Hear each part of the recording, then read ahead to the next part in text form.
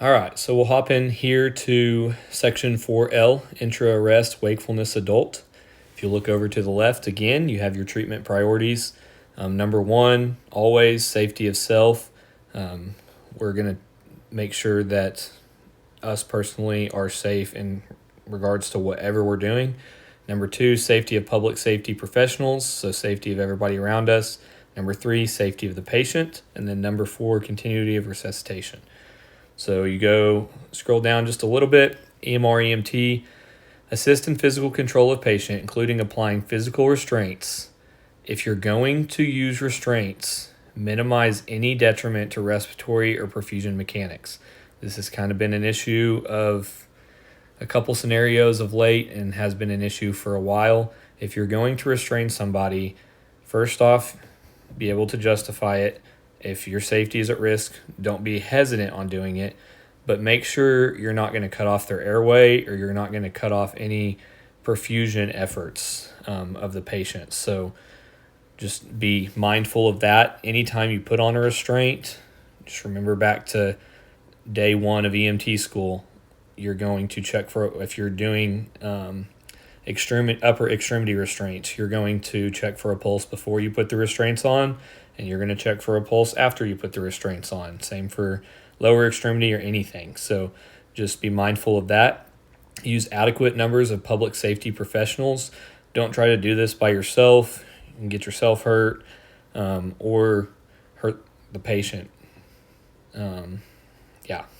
So to minimize risk of injury to self and others.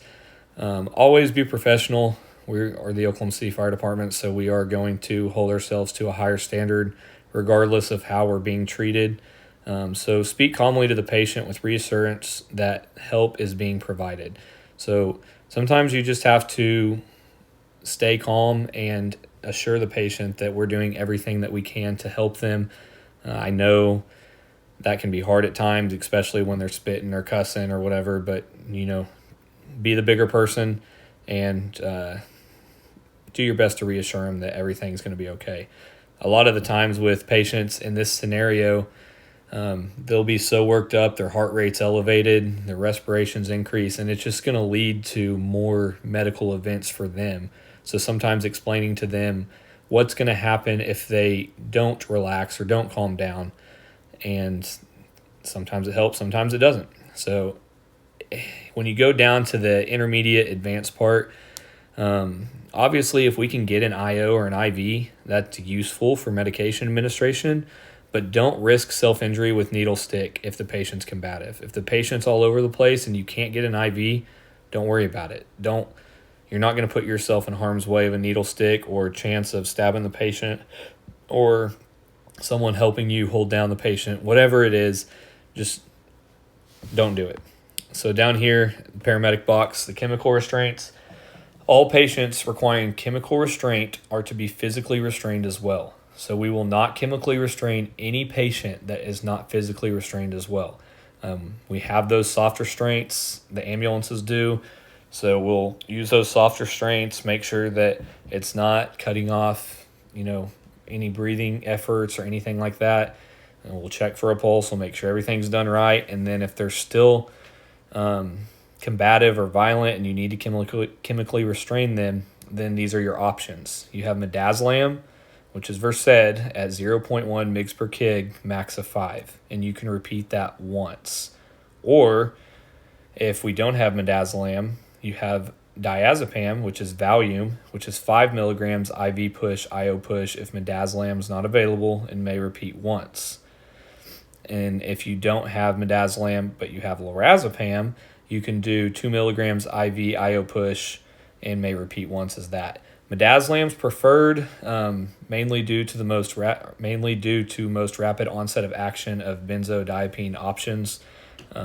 We all have midazolam, fire department, EMS, so we should have it. But in the case that there's a national shortage or something like that and we have to carry Valium or lorazepam, those are options, so just keep those in mind.